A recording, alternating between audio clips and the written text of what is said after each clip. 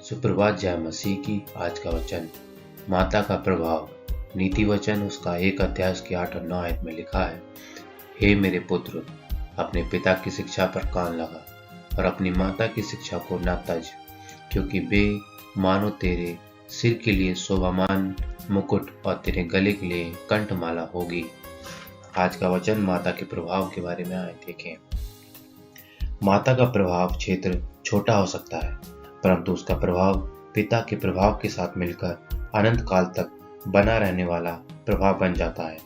परमेश्वर के बाद भलाई के लिए माँ की शक्ति इस संसार में दूसरे नंबर पर है। माता को इस तथ्य का बहुत कम ज्ञान होता है कि अपने बच्चों के लगन के साथ दिए गए प्रशिक्षण का उसका प्रभाव जीवन में एक महान शक्ति बन जाता है, जिसका क्षेत्र भविष्य तक फैल जाता है। इस संसार में जो सबसे अधिक कोमल बंधन है वह माँ और उसके बच्चे के बीच है। बच्चा सरलता से माँ के जीवन तथा उदाहरण से प्रभावित हो जाता है। वह पिता से इतनी छिद्रता से प्रभावित नहीं होता। माता के विचार और भावनाएं उसकी संतान पर एक शक्तिशाली छाप छोड़ देती हैं। दिन भर में अनेक बार माँ माँ की पुकार सुनाई देती है। छोटे से लेकर बड़ा बच्चा यही रट लगाए रहता है। उनकी पुकार सुनकर माँ को इधर उधर भागना पड़ता है। कोई किसी ऐसे संकट में होता है जिसमें माता की बुद्धि की आवश्यकता होती है। दूसरा इतना अधिक प्रसन्न होता है कि वह माँ को अपना करिश्मा दिखाना चाहता है। उसका विचार होता है कि माँ भी इससे उतनी ही प्रसन्न होगी जितना वह है। एक प्रोत्साहन का शब्द उसको घंटों के लिए आनंद विभोर कर देता है। माता अपने घर में प्रवेश और प्रसन्नता की ऐसी किरणें बिखेर सकती है। इस प्रकार वह अपने छोटे बच्चों को प्रेम के दृढ़ बंधन में बांध कर रख सकती है और उनके लिए माता की उपस्थिति संसार का सबसे अधिक महत्वपूर्ण स्थान होती है। परंतु बहुधा माता का धैर्य छोटी छोटी अनेक परीक्षाओं के कारण टूट जाता है, जो देखने में साधारण प्रतीत होती हैं।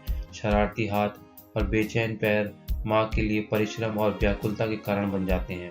उसे आत्मसंयम की लगाम को दृढ़ता से पकड़े रहना होता है, अन्यथा उसके मुख से कुछ अधीर कर देने वाले शब्द निकल सकते हैं।